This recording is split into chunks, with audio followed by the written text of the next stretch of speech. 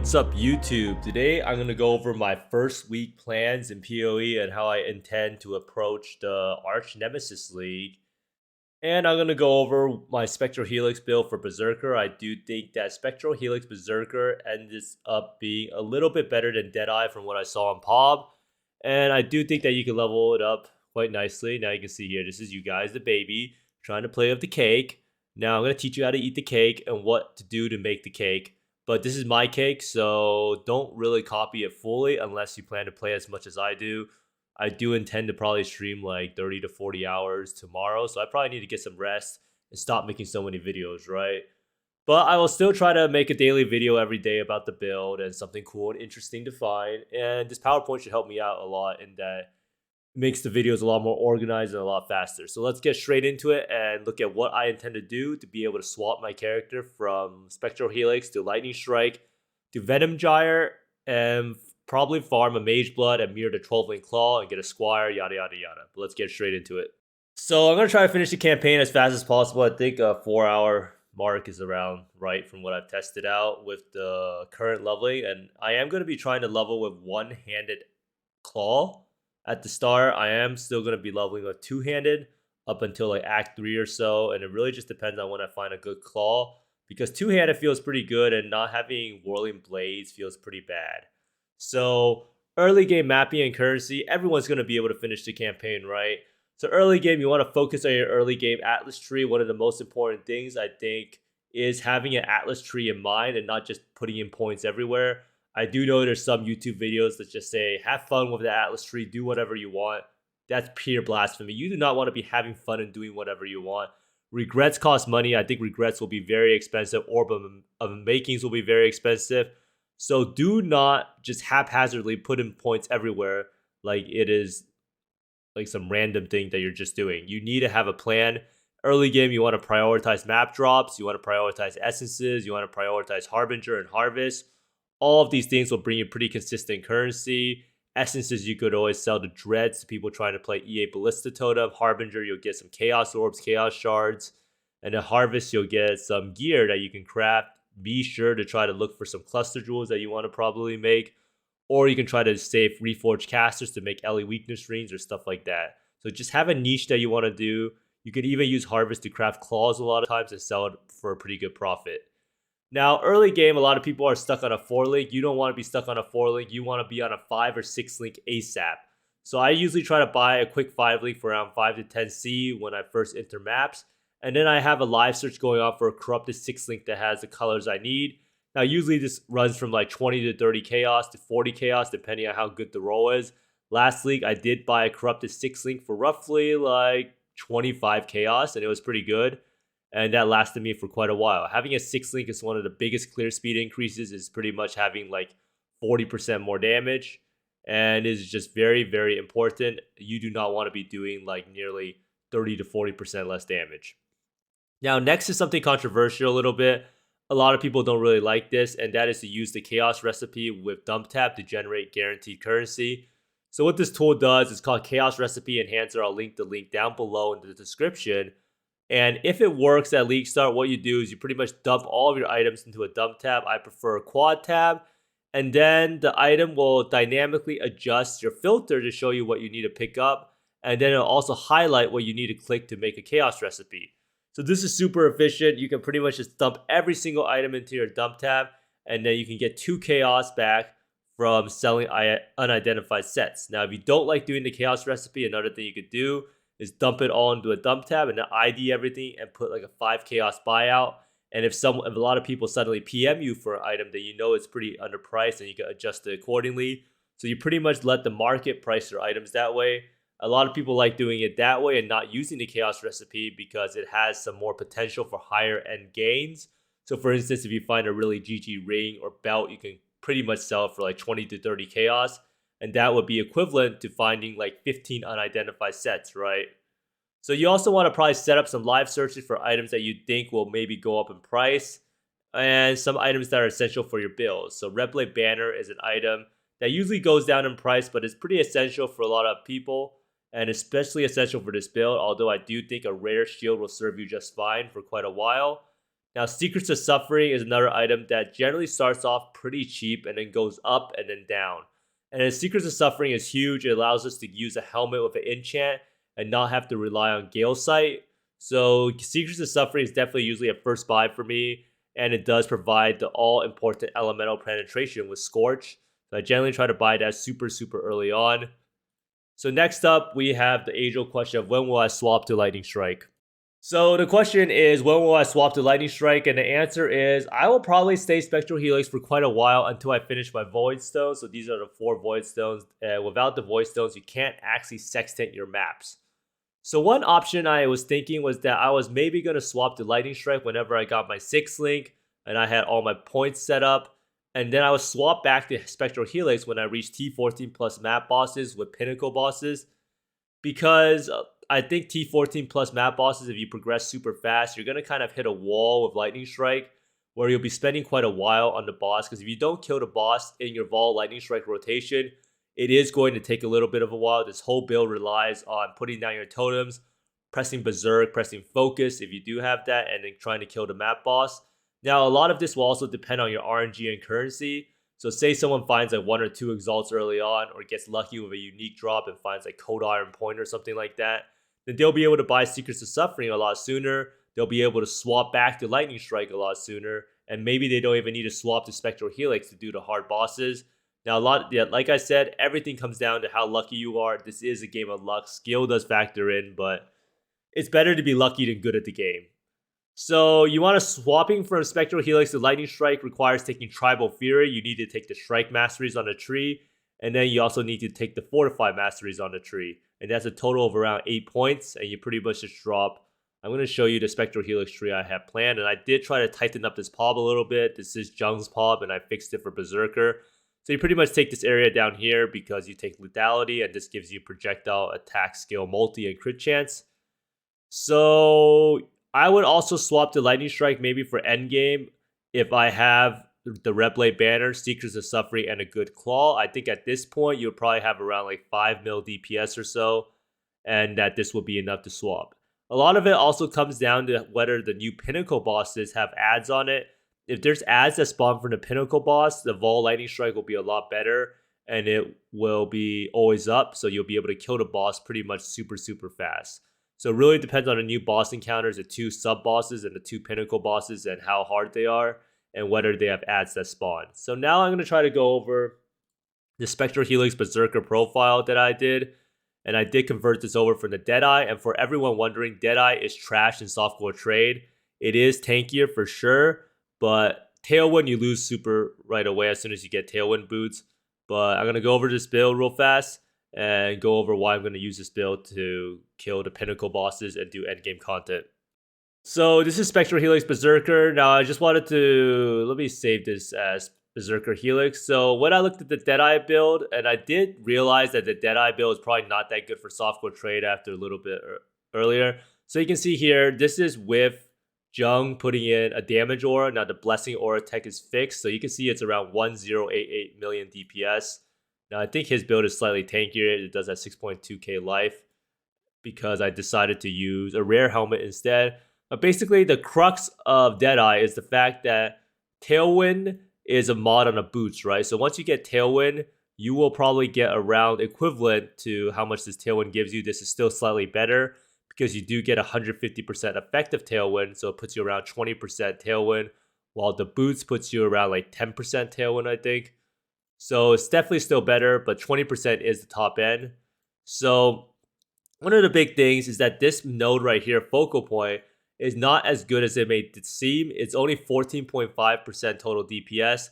Now, the reason behind this is that most people take Sniper's Mark in the past, but Sniper's Mark actually does not work for Spectral Helix well.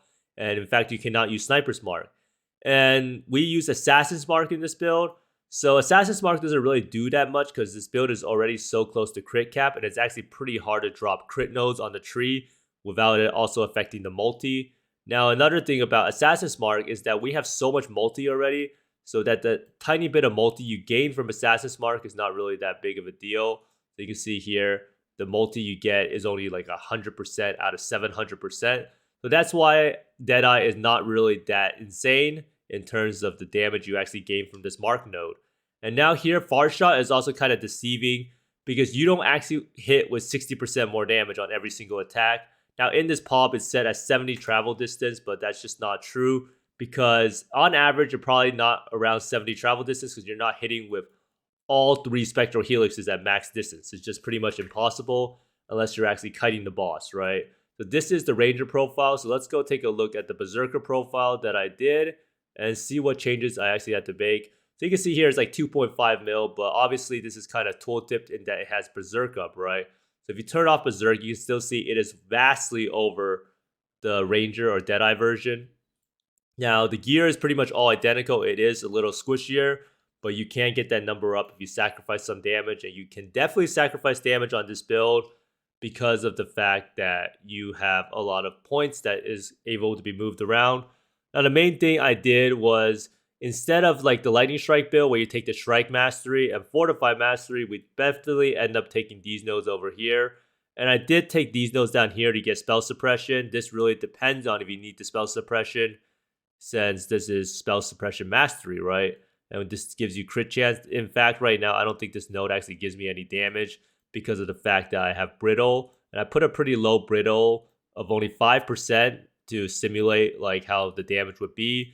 And the reason we have Brittle is I'm using this Gale Sight helmet, which makes it so we cannot inflict Freeze or Chill, but we have a 25% chance to inflict Brittle, which is pretty big. It allows us to get capped crit a lot easier. Now, the reason we have so much trouble getting capped crit is because we use Blitz charges that gives us reduced crit chance per Blitz charge. So that's why we pretty much need to use Gale Sight in order to get the Brittle as high as possible, or the crit chance as high as possible. Now, I did take these nodes still because they gives you 10% increased effect of non-damaging ailments. And then this gives you exposure of Hydra Spear. And then here it has 40% increase of effect of non-damaging ailments. And that stuff is really important when you do decide to run Brittle. So overall, you can see this tree is pretty similar. I did have a lot of travel points, and they're mostly in life and trying to get this call to arms for instant war cry. So the Deadeye build just definitely has more like compactness in that there's a lot more points up here. And Jung does get this stuff over here, which gives you influence, which is a huge survivability increase. And then it also gets all of these nodes for percent life and percent energy shield.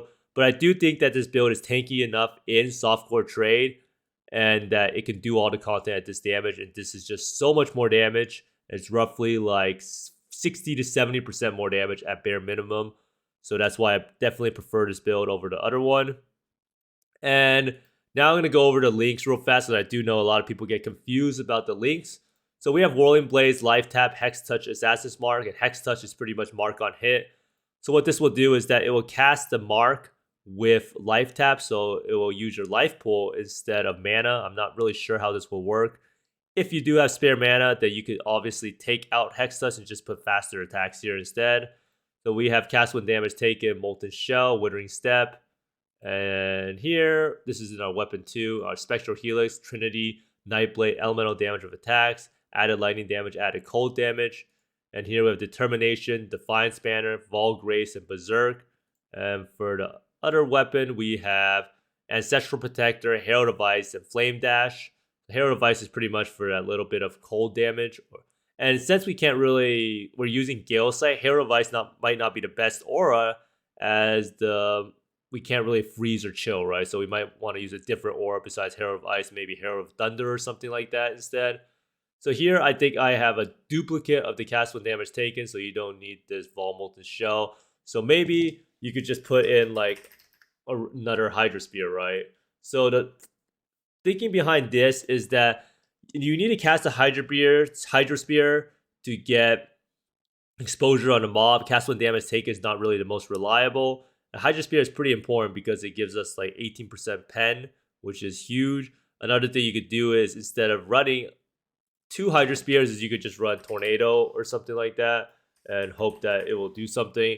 And I do think that, not Tornado Shot, but regular Tornado, I'm not too sure how good this actually is. I would probably just use another Hydra Spear and manually cast it during the times where this cast when damage taken thing cannot proc, because 18% pen is pretty big with this node, and we are going to be lacking in pen until we get Secrets of Suffering to give us a Scorched effect. So overall, you can see these two pods very similar, definitely squishier than Jung Rowan's Deadeye Helix pod, but definitely way more damage, and I do think a way more fun playstyle. As you can see here, 10.82 attacks per second, and then the Deadeye Helix is what? 6.58, and that attacks per second will make the skill feel a world in difference in how it plays. But next up, we have endgame investment mapping. So what am I going to do once I get all of my build and void stones? I'm going to finish the atlas, get all the passive points to favorite a map, not a build. I mistyped that. You want to switch atlas passive tree to endgame mapping, and this is going to require lots of regrets on making, so you might want to slowly do it bit by bit. And you want to buy delirium orbs and scarabs, legion, harbinger, abyss, and blight. And these scarabs, it will pretty much guarantee that these mechanics will appear on your map. And a lot of this strategy will depend on the price of deli orbs and scarabs early game, and you can change scarabs based on the price. Now, the reason we put delirium orbs on the map is that this drops simulacrum splinters, and then we're adding so many mobs to the map, so we're getting a lot of rewards. Now, all of this has to change. It's all about supply and demand. If delirium orbs are too much, then we probably need to pivot to another strategy. But I do think that if I rush to the end game first, the delirium orbs should be relatively cheap. And the main reason we want to use a build like Spectral Helix like this early on is because you can see all this gear is just garbage. It's pretty much going to be super, super cheap to afford. So we can dump all of the money we have into investing into the maps. Because we're going to need the regrets and unmakings, and we're going to need the delirium orbs and scarabs, right? And the nice part about doing deli orb maps is that you can do it on a lower tier, and you can control the delirium percent, so you can pretty much tune it based on your gear and build. So you will never really have super, super trouble. And next up, we have Simulacrum farming. After I do farm up enough currency, like 50 to 100 exalts, I expect that I'll probably get this in like day 2 or 3. I want to kind of switch over to Venom Gyre Berserker, so I need to get Replica Alberons, I need to get some ARCHNEMESIS, or I need to get Eyes of the Great Wolf. I want to craft the Helm. So I want to have a pretty good transition over to Venom Gyre Berserker. And the reason we want to do this is because this is probably one of the best Simulacrum farmers I've ever played. And I have played everything. I played the 12-link Claw with Frostblaze, with Lightning Strike. And Venom Gyre just feels super, super good for doing Simulacrum. Now, you want to make sure to look up gems to level up an offhand. A lot of people don't realize that Simulacrum, like 10 to 20% of the profit, does come from leveling up gems. So you want to go on PoE Ninja. You want to see what gem is going to be the best to level up. Now, a lot of this also depends on the price of Simulacrum, as lots of people are trying to make Simulacrum farmers. I think last league, Simulacrum was not as widely known to be the #1 profit. But at this point in time, I think a lot of people already know that because Uber Simulacrum is not really new. A lot of people know how to make builds that can take down Simulacrum specifically. So, like I said, keep in mind this, and if this is bad, maybe we can pivot up to something like boss farming or something. So now let's see what the conclusion about what all of these farming methods will entail and how my first week will actually go. Now, these are the general conclusions I have, is that you have to adopt your currency method based on supply, demand, and potential exploits. So you can see here, this is Empyrean. He's over here trying to figure out the exploits, seeing if he can get in and out of the circle through bug out ultimatum or something like that. But this is actually pretty huge. If there's ever an exploit that makes one thing too populated, then it will really devalue that certain type of farming method, right? So you want to keep in mind if there's any exploits that might screw up the currency method that you're trying to do. And this is the biggest thing, is that I might stick to Spectral Helix longer than I expected due to the superior single target damage. I did try out Lightning Strike and Spectral Helix on the same exact gear on Maven. And let's just say Spectral Helix was like 10 times easier to kill the boss on than Maven. A very little known thing that people don't really consider is that Spectral Helix blades linger. So when you throw out the Spectral Helix, it'll rotate like 3 times or 4 times around. And what this means is that even if you're running away from the boss, you will still be getting life gain on hit from the Spectral Helix spiraling outwards, right? While Lightning Strike, if you're not attacking, you're never going to get any life recovery unless you have Glorious Vanity or some sort of overleech. Now, selling boss carries will probably be insane currency because of everyone trying to get the Void Stone, so that could be another thing that you could look into. As a streamer, it's probably really easy to sell boss carries, but I don't want to leverage that fact because it's kind of cringe. Heist is also a very good early game for consistent currency. If you find yourself that you don't want to just do mapping, you can just hop yourself right into heist. It's going to be very consistent, 2 to 3x per hour. You just buy the contracts. You can even do the D level strategy. But basically, I wanted to showcase this real fast. So you want to stand about this far away from the boss so you can hit it with the first spiral, and then the second spiral will hit it, right? So the reason why Deadeye is not so good is that the first spiral will never have the far shot damage. In fact, it might even do less damage. So you hit right here, one spiral, the second spiral will hit, and the third spiral will hit if the boss is really fat. So that's why like Katava and Arachali being big makes such a difference, because all 3 spirals can hit, and the Spectral Helix can hit once every 0.3 seconds. But hopefully that gives you a pretty good idea of what I'm going to try to do, and I do hope that the Berserker Helix does convince you. And I'm going to say it makes a world of difference playing Spectral Helix rather than Lightning Strike at this level of gear. So until you get a level of gear better than this, and you're trying to progress into T16s and do all of the pinnacle bosses, I would definitely recommend playing Spectral Helix. You can see here, this is around 7 mil DPS with literally terrible gear. But thanks for watching, everyone. Make sure to change your currency strategy based on supply and demand. I hope you find more mirrors, exalts, and Magebloods than me, and have a great league start, and see you next time. Bye!